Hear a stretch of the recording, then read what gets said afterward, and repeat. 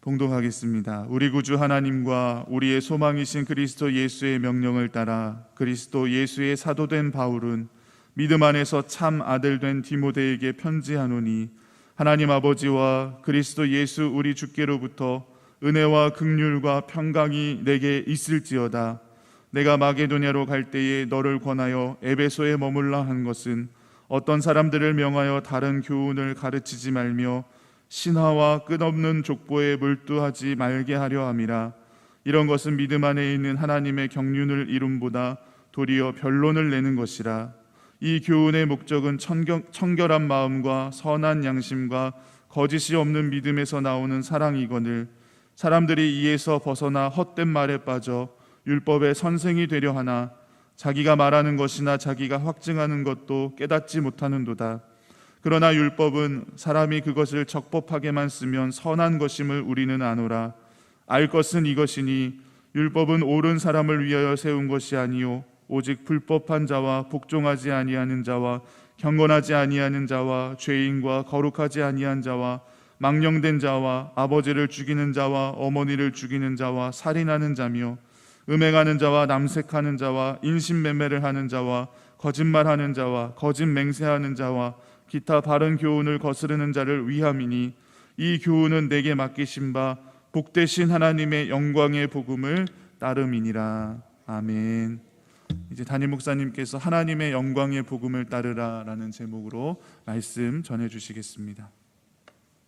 할렐루야. 하나님의 은혜가 이 아침에 우리 사랑하는 성도님들 가정가정에 임하게 되기를 바랍니다.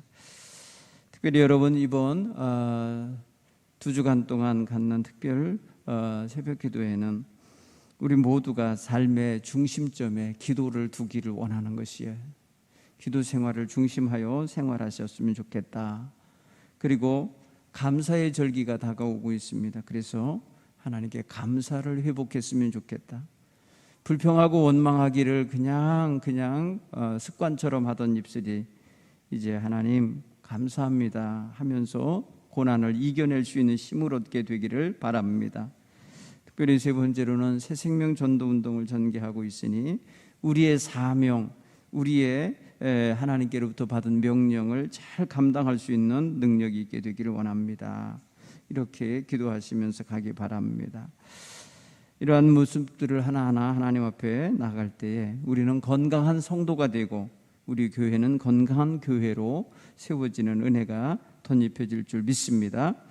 특별히 여러분 오늘 여러분들 손에 조금 이 책이 너무 크게 만들어져서 갖고 다니시기가 어려울 텐데 하루하루 그날 말씀을 우리가 묵상하도록 그곳에 기록해 놨습니다.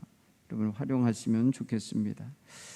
사랑하는 성도 여러분, 우리가 알다시피 디모데 전서 후서 이 두 권은 사도 바울이 특별히 사랑하는 제자인 디모데에게 개인적으로 보내는 개인 서신 형식으로 되어 있는 목회 지침이고 목회적인 가이드북입니다. 어떻게 보면 이것은요, 그래서 서신서 분류상 목회 서신에 속하는 것인데, 사도 바울이 사역하는 자리에 늘 디모데는 동행했었습니다. 사도행전 16장 1절로 3절부터 보면은 거기서부터 디모데가 사도 바울의 전도 생활에 동참했다는 이야기를 들어요. 그리고 여러 서신서를 읽다 보면은 사도 바울과 디모데는 공동 서신, 공동 발신자 형식으로 기록이 돼 있어요. 그러니까 사도 바울의 목회 사역에 많은 부분 동참했다는 걸 알 수 있습니다.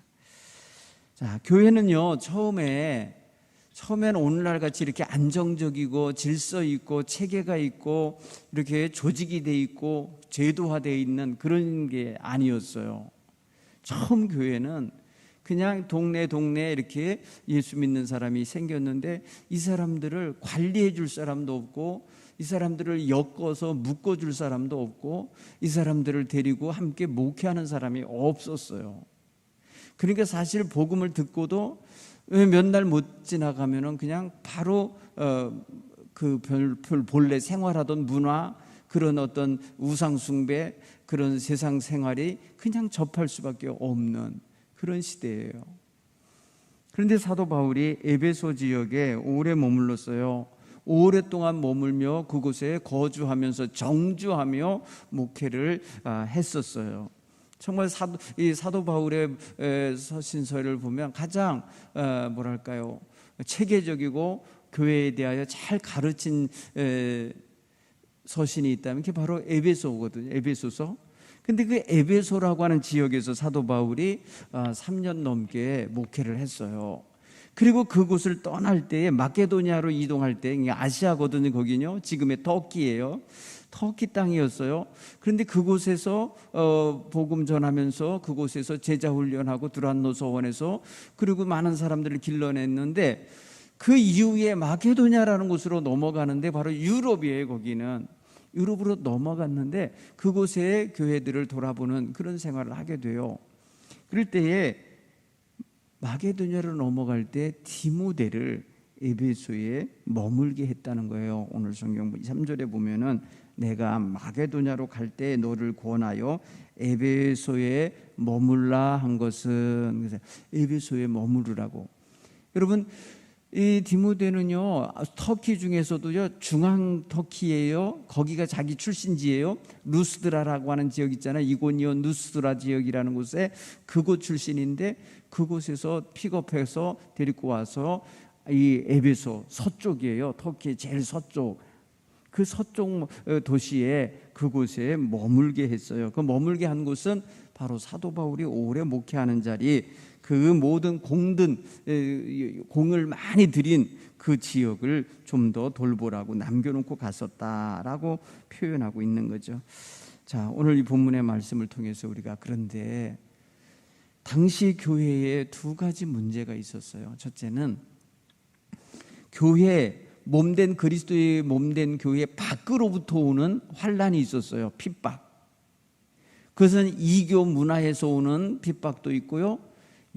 뭐랄까요, 그 동족들이나 이 먼저 해외로 나가서 사는 유대인 공동체가 핍박을 가했습니다. 교회 외적인 고난이 있었어요. 그것은 많은 성도들이 교회 다니다가 도로 실족하게 만드는 원인이 됐어요. 불편함을 주었고, 사람들이 왕따를 시키고 외면을 당하게 하고 못된 사상을 따른다고 비난을 하고 하니까 정말 직접적인 공격을 당한 격이에요. 그러니까 교회 바깥에 다른 사람들에 의하여 회방을 받은 거예요. 그런데 두 번째, 더 심각한 거, 교회를 해치게 하는 요소는 어디냐? 교회 내부에 있었어요. 교회에 들어와 있는 사람, 교회에 드나드는 사람, 이런 사람들에 의하여 문제인데, 그게 바로 뭐냐면 이단 사상이에요. 잘못된 가르침, 거짓된 교사, 거짓된 교훈을 들고 드나드는 사람 때문에 교회가 내부적으로 어지러웠던 거예요. 내부적으로. 여러분, 바깥에서 교회 안 들어오면서 바깥에서 예수 믿는다고 욕하는 사람들이 있으면은 그 사람들은 상대를 우리가 좀 피해할 수도 있고 뭐 어떻게 할 수 있는데, 아니 교회 내부에 교인이라는 사람으로 들어와 가지고, 아니 교회 지도자라는 사람으로 들어와 가지고 교회를 어지럽히고 교회가 방향 바꿔지게 만드는 게 문제인 거예요. 여러분, 사실 교회가요, 밖으로부터, 지금 오늘 우리 시대에 우리나라 같은 경우 가만히 보세요. 우리는 종교의 자유가 있어요. 신앙의 자유가 있기 때문에 바깥에서부터 공격하는 거 이제 거의 없어요. 여러분, 헌법이 만들어지기 전에 1945년 8월 15일, 7월 17일 날 제헌절에 만들어진 이 재판이라는 법의 기본 근본은요, 신앙의 자유가 있는 자유를 선포하고 있어요. 헌법의 기본 조항 속에 자유가 있어요. 그런데 그 이전에 우리가 나라에 말입니다, 1884년에 복음이 들어와서요, 1945년까지 그 기간이 굉장히 말입니다, 긴 기간이잖아요. 여러분, 그때에 상당히 많은 도전을 받았어요. 그 이후에도, 물론 그 이후에도 예수 안 믿는 집안들 있잖아요. 불교 집안이나 유교 집안의 식구들 예수 믿으려면 굉장히 어려웠어요. 핍박 당했어요. 가문적인 핍박을 당했어요. 그런 역사를 우리도 다 가지고 있습니다. 그런데 교회 내에 잘못된 사상을 가지고 들어오는 이단자들이 있는 거예요. 틀린 거, 틀린 것, 아주 다른 것, 아주 가짜 이런 것들이 진짜인 것처럼 포장을 하고 들어와서 교인들을 그릇된 길로 인도하는 상황인 거예요. 왜? 이런 일이 벌어질 수밖에 없는 게 당시에는 고정된 그곳을 담당하는 목회자가 없었어요. 순회 전도자들이 드나드는 거예요. 그러니까 이 사람은 이 말하고 저 사람은 이 말하고 다 다른 사람이 들어와서 하니까 사람마다 다른 말을 할 수가 있으니까 어지러운 거죠. 그래서 잘못된 사람들이 들어옵니다. 오늘 성경은 어떤 사람들이라고 표현을 해서 어떤 사람들이 3절에 보면은 사도 바울이 에베소를 떠나면서 디모데를 못 데리고 가고 머물게 한 이유가 있는데 그것은 왜냐? 어떤 사람들을 명하여 다른 교훈을 가르치지 말게 하려고 그러는 거예요. 어떤 사람들 나오죠? 그 다음에 다른 교훈 나오죠. 여기가 어떤 사람, 다른 교훈. 어떤 사람이라는 게 사도 바울이 아닌, 사도 바울이 인정하지 않는 어떤 사람이야. 불특정의 인이죠. 그 다음에 다른 교훈. 사도 바울이 전한 예수 복음 외에 다른 걸 전하는 자. 거기서 대표적인 게 뭐냐면 오늘 신화와 끝없는 족보 이야기를 하는 자들이 있었어요. 신화. 여러분 거기 지역이 말입니다. 로마의 어떤 로마 신화나 그리스의 신화 같은, 그러니까 지어진 옛 고대 시대의 어떤 그런 신화를 믿는 신이 세상에 내려와서 인간에게 아이를 낳게 만들고 막 해갖고선 했다는 그 로마 신화들이 있어요. 제우스니 무슨 아테네니 뭘까 무슨 뭐 아데미니 뭐 이런 신들이 있어요. 그 다음에 여러 가지 말입니다. 신들의 이름이 그 신화 속에 있는데 그들에 대한 이야기를 오히려 그 사람들은 믿고 있었던 시대에, 근데 그걸 교회로 갖고 들어오는 거예요. 그러면 여러분 예수는 뭐가 돼요? 예수 복음을 전해야 되는 교회가 예수는 아니고 여러분 그냥 신화의 이야기만 와갖고 자기네들을 옛 시대부터 믿었던 것들을 전하는 자들이 있는 거고, 그 다음에 족보 이야기 있어요. 예수님이 어느 주시반의 사람인지 이런 거 있잖아. 그 다음에 무슨 다윗의 후손이니 뭐니 이런 얘기 하다 보면은 그곳에 먼저 와 있던 유대인들 있잖아요. 유대인들이 계속해서 그런 이야기를 할 수밖에 없었겠죠. 그리고 율법의 이야기합니다. 율법. 오늘 성경 본문에서 율법 이야기 있어요. 여러분 율법은 다 나쁜 건 아니에요. 율법에 대하여 오늘 말씀하고 있는 거 보면은 율법은 선한 거예요. 율법은 본래 죄 있는 자들, 그릇된 자들, 빗나가는 자들, 악한 자들, 그런가 하면은 말입니다. 오늘 성경 보면 저 9절 보십시오. 율법은 옳은 사람을 위하여 세운 것이 아니요 오직 불법한 자, 복종하지 아니하는 자, 경건하지 아니하는 자, 죄인, 거룩하지 아니하는 자, 망령된 자, 어머니 아버지를 해치는 자, 그런가 하면은 말이냐 음행하는 자, 동성애하는 남색하는 자, 임신매매하는 자, 거짓말하는 자, 거짓맹세하는 자, 이런 사람들을 위해서 율법은 필요하다는 거예요. 율법이 왜 역할을 하냐? 부정적이고 그릇된 길로 간 사람들을 바로잡아주는 지침은 된다는 거예요. 그런데 여러분 율법에는 한계가 있어요. 율법은요 죄를 드러나게 하고 죄를 깨닫게 하고 죄가 무엇인지를 알게 해요. 어떻게 하면 죄다라는 건 알게 하는데 뭐가 한계가 있느냐? 율법으로는 사람을 변화시킬 수도 없고 율법으로는 죄를 사할 수도 없고 율법으로는 사람을 고칠 수가 없어요. 지적은 하는데 고치지는 못하는 거예요. 예를 들어서 너 때 있다, 더럽다 이렇게는 하는데 씻어줄 수는 없어요. 여러분 그런데 복음은 달라요.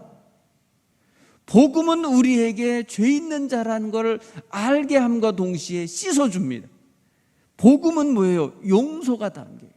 십자가의 은총이 있는 거예요. 복음은 바로 그래도 예수님의 보혈이에요. 예수님의 보혈로서 그 죄 깨달은 자의 심령의 회개와 그 회개한 자의 그 모든 가슴앓이를 그거를 치유하고 회복시키시는 역사가 있어요. 여러분 그래서 복음과 율법이 그래서 달라요. 그래서 복음을 은혜라고 하는 거예요. 은혜의 선물이라, 구원의 역사를 은혜로 받은 선물이라고 표현하는 이유가 그겁니다. 여러분, 그런데 우리가 율법을 잘못 사용할 때가 있어요. 분명히 뚜렷한 역할을 할 수 있는데, 분명히 율법이 하는 것은 분명한 역할이 있긴 한데 그것을 잘못 사용해서 사람을 정죄하고 판단하고 찌르고 자르고 온갖 괴롭게 하는 데 사용되어지는 게 율법인기라. 여러분, 예수님 시대의 율법주의자들이 예수님까지 막 힘들게 했잖아요. 그렇죠. 예수님이 예루살렘에 오면요 편안하게 있질 않으셔서 늘 논쟁을 하셔야만 했어요. 갈등을 하셨어요. 율법의 잘못된 길로 향하여 가는 자들을 향하여 예수님은 회칠한 무덤이라고 책망하는 자들이, 겉과 속이 다르다고 표현한 거예요. 여러분, 예수님 앞에서 율법을 자기들을 포장하는 용도로 거룩해 보이고 신실해 보이고 무슨 경건해 보이게 하는 꾸미는 용으로 액세서리 같이 사용하고 있는 이들의 모습을 보면서 지적한 거예요. 여러분, 우리가 율법을 통해서는 분명히 깨달아요. 한없이 죄인이구나. 우리가 정말 하나님 말씀대로 못 사는 게 너무 많구나. 이런 걸 깨닫는 거예요. 여러분들이 일주일 살아가면서 주일날 와서 기도하려고 할 때 막 회개가 나오고 자꾸 부끄러운 게 나오는 이유는 뭐냐? 율법적인 어떤 기준을 갖고 있기 때문에 그래요. 율법이라고 하는 말씀에 분명한 어떠한 깨달음을 갖고 있기 때문에 그런 거예요. 그거 굉장히 중요한 도구로서 역할을 하는 거예요. 그런데 우리는요, 그 율법의 역할을 통하여서 어느 길로 나갑니까? 한 단계 더 앞으로 가는데 예수 그리스도의 십자가 은총 앞으로 다가가잖아요. 회개하면서 다가가잖아요. 그런데 율법주의자들은 회개하며 돌아가는 게 아니라 자기 스스로 노력을 하려고 그랬어요. 자기 스스로 의를 이루려고 했어요. 자기 스스로 노력하고 자기 스스로 절제하고 자기 스스로 뭔가를 고치려고 그랬지 예수 그리스도의 십자가의 은총을 덧입으려고 하질 않은 거예요. 결국은 율법주의자는 뭘 만들어내게 되냐? 예수님의 십자가 은총을 무용지물이 되게 만들어요. 예수님이 십자가에서 죽은 것이 아무 가치가 없게 만들어버린다고요, 율법주의자들의 가르침을 따르면. 왜? 자기가 잘하면 되니까, 자기가 의롭게 노력하고 되고 도덕적으로 회로웠게 되고 윤리적으로 문제가 없으면 자기는 온전하다고 착각하게 만드는 거예요. 여러분, 그게 아니잖아요. 우리는 모두가 다 죄인이라서 하나님의 영광에 이르지 못하였다고 로마서 3장 23절에 분명히 선포해줘요.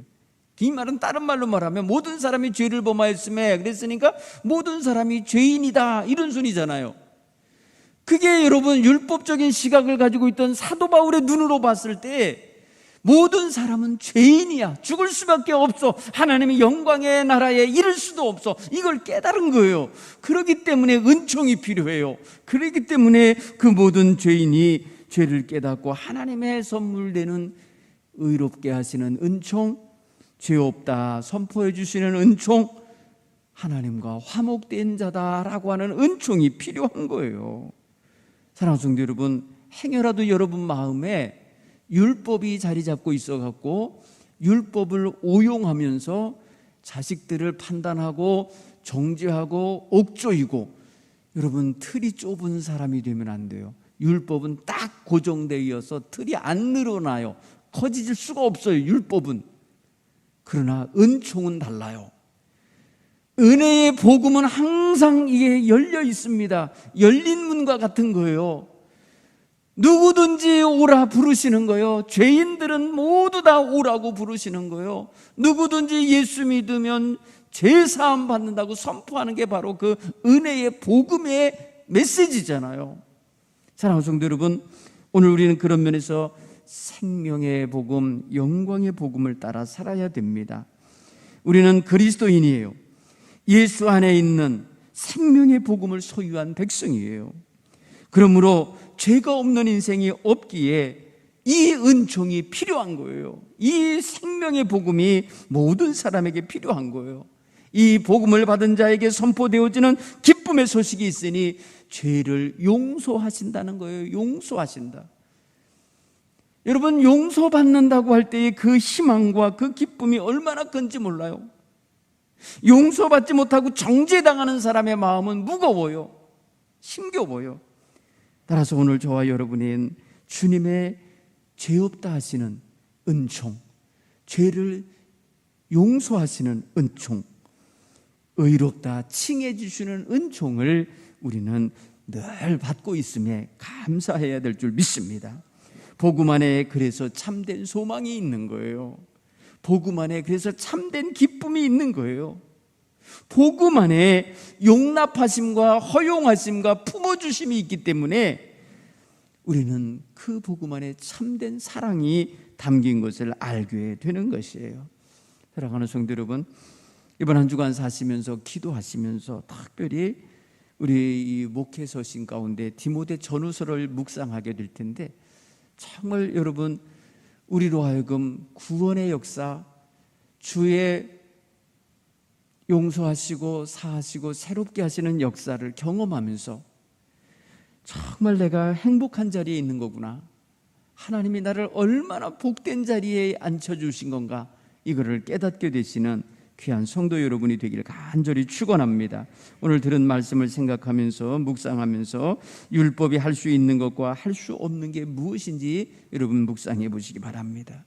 그리고 또한 영광의 복음, 영광의 복음의 핵심이 무언가를 생각해 보십시오. 사랑하는 성도 여러분, 율법이 할 수 있는 게 뭐였습니까? 죄를 깨닫게 하는 일이고요. 율법이 할 수 없는 게 뭐예요? 죄를 소멸할 수가 없어요. 그래서 죄 지은 인간을 깨끗하게 변화시킬 수가 없어요. 새 사람 되게 할 힘은 없어요. 정죄할 힘은 있는데 사람을 천국 가게 할 수는 없어요. 또한 여러분, 은혜의 복음의 핵심인 다름이 아닌 하나님의 사랑이요, 우리에게 주시는 영생이 담보된 죄 씻음과 의롭게 하심이 담겨 있습니다. 따라서 하나님 앞에서 이 영광의 핵심, 영광의 복음의 핵심 속에 들어있는 십자가, 하나님의 사랑의 십자가, 또 하나님께서 우리에게 주신 새 생명, 이것이 그 안에 담겨 있습니다. 그러므로 복음을 여러분들이 마음 깊이 가진 보화처럼 여기셔서 복음을 갖지 않은 사람들에게 힘써 증거할 수 있기를 간절히 축원합니다. 기도합니다.